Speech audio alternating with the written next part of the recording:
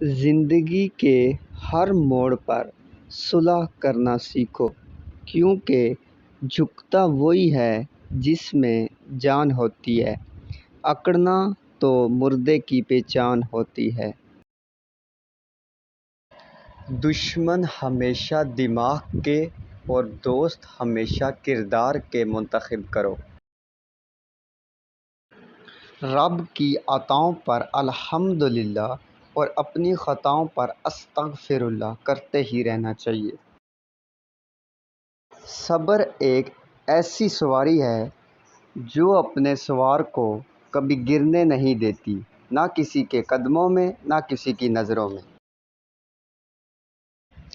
تم یہ کیسے کہہ سکتے ہو کہ فلاں گھٹیا ہے اور فلاں بڑھیا، اس کا درجہ بلند ہے اور اس کا کم تر؟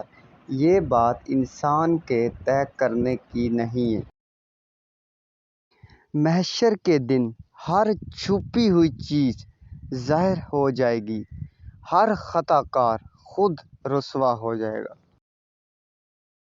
لوگوں کے لیے رحمت بن جاؤ، تمہیں بھی رحمت للعالمین حضرت محمد مصطفیٰ صلی اللہ علیہ وآلہ وسلم کی رحمت کا سایہ ملے گا۔